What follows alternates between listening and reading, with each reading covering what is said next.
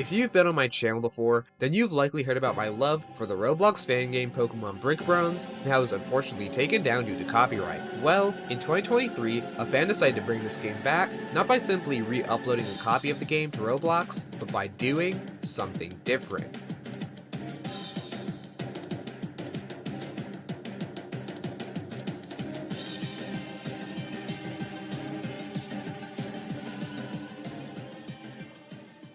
Hey everyone, Midits here. Today we'll be discussing Pokemon Rusted Bronze, a fan-made demake of Pokemon Brick Bronze created by RM Blaze. This game isn't finished, and it's more obscure than the vast majority of things I've talked about on this channel, but this game manages to do so many things right that I had to share it with you guys. So I hope you enjoyed today's video, and let's get straight into this. Design-wise, the overworld sprites used are from Generation 3. While I'm more partial to the later looks of 2D Pokemon, Gen 3 has aged pretty well. Also, this game does some unique things with the overworld, such as the lighting, which Gen 3 never touched. Meanwhile, in actual battles, the sprites are more based on the Generation 5 games. I know people have some gripes with the moving battle sprites, but they still look super cool to me. One underrated part I do have to mention is the fact that Gen 5 style moving sprites were also made for the available Generation 6 and 7 Pokemon, because I bet that took a bit more time to get figured out without any official source material. The graphics overall aren't groundbreaking or anything, but they do try some fun new things using what they already had. Delving further into the mechanics, most of it is standard Pokemon, but there are some features I want to highlight. Since Pokemon fans mention wanting this every single time a new game is announced, yes, you can have Pokemon follow you, and yes, it is awesome. One thing that was too big to ignore from the original game returns, that being the Laguna Research Lab mining minigame. Here, you go underwater and search for a wide variety of different treasures. There are quite a few cases of moments from the original game that I thought would be difficult to translate into 2D, and while there are some moments that have been altered, what they are replaced with works and feels like something that would appear in an actual Pokemon game. The most important thing I have to mention though is something I genuinely thought was not possible until I played this game, and that is how every wild Pokemon you encounter is found in the overworld. Before this, I believe this would make many routes feel too cramped and that it could only be accomplished with a larger scale open world map, but it works surprisingly well here, and it makes me wish we got to see something like this in a more official media. One of my main issues with modern Pokemon maps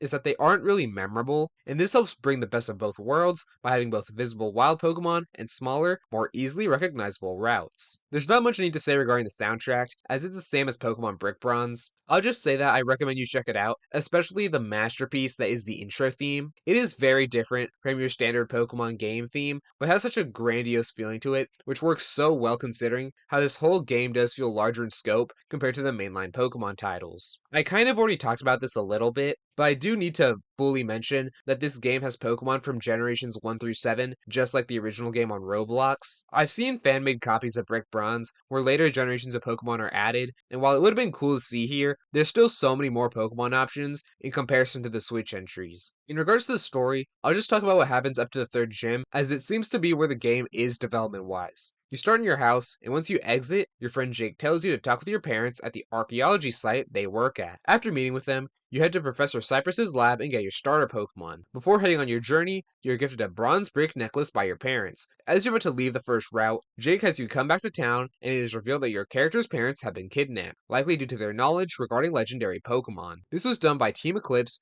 an evil organization that believes people and Pokemon do not live in harmony with each other. Two things real quick. First, I love this plot because it makes you, the player, feel important in the story. Team Eclipse's actions directly affect you, so you're now motivated to go on your journey to find your parents. You're not just some random person who happens to walk into something important happening, which is often the case in a few Pokemon games. Also, I feel like Jake, and who we'll meet later, make for great rivals. Not particularly because of their characters, but because they appear way more often across the story. Another problem Pokemon games occasionally face is that some rivals just don't get enough screen time for you to get attached to them, but the original Brick Bronze and this game do a great job in this regard. In the next town over, you run into a woman named Linda and explain what occurred. She then requests to see the necklace, takes it, and runs off into a nearby forest. Once you catch up to her, you find out she's a member of Team Eclipse, so it seems that Team Eclipse may want the necklace for some reason. After you get it back, Jake tells you to face the 8 gym leaders, and that's exactly what you do when you get the first gym badge in Sylvan City. You later arrive at Brimber City, and there the gym leader explains that Team Eclipse stole an artifact known as the Red Orb.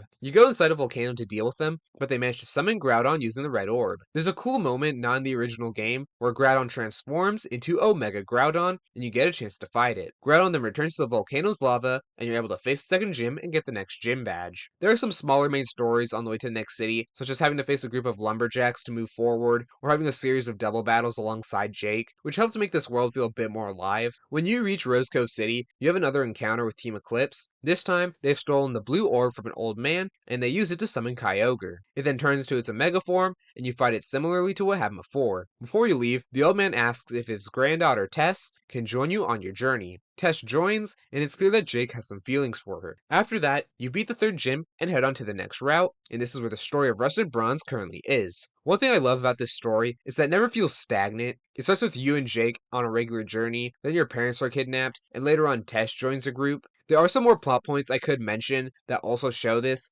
but Rusted Bronze hasn't made to those points in the story yet. It's great that the story is constantly moving, and you aren't in the same position as you were earlier. This, combined with the driving force of the story and the kidnapping plot, helps to make this game feel more centered around its narrative. The dialogue is mostly similar to Brick Bronze, but I noticed some differences, a few of which I'm not a huge fan of. For example, Professor Cypress tells you to meet Linda in Rusted Bronze, which doesn't happen in the original game. If you know what happens later in the story, this feels like something that paints him in a negative light too early on, but the story still has that fun charm that Brick Bronze had, while still managing to take itself seriously for the most part. I've talked about a lot regarding this game, but I kinda skipped over something important, the gameplay. Admittedly, there's not that much to say. It's your classic Pokemon gameplay experience, just like Brick Bronze. There's nothing done that completely reinvents the wheel. I guess in terms of difficulty, it's a lot more challenging than most of the modern Pokemon games. I know that there is a fairly big level jump later on into Brick Bronze, but this game hasn't reached that point yet. I did struggle a bit throughout the later parts of my playthrough, mainly because I was trying to create a specific team and didn't get a ton of Pokemon early on. It wasn't painstakingly difficult either though. It just feels like your classic 2D era Pokemon game, which is honestly something I miss. Speaking of which, the best way to describe this game is that it makes me miss 2D Pokemon. It is of course an incredible demake, but it manages to apply elements from the main series that the original games never had. Some of these decisions even make me wonder what a potential new 2D Pokemon by Game Freak with some of these features would look like. To be honest, that's the reason I made this video. This game shows what Pokemon could be capable of. It isn't perfect, but if we were hypothetically on the path to making the quote-unquote perfect Pokemon game, taking some inspiration from this would be the best first step. Try this game out. It's not insanely long. I probably have a link in the description to the YouTube video I got the download link from, or you can search RM Blaze on YouTube and find their channel. I had extremely high hopes going into this game, and I was not disappointed. So hopefully, you shouldn't be either. I hope you all enjoyed today's video. If you did, check out some of my other content. If you really did, subscribe so that you know when future content comes out. I have a Patreon, so check that out if you want to support me and see my videos ad-free. That's going to be it for now, and I'll see you all in the next one.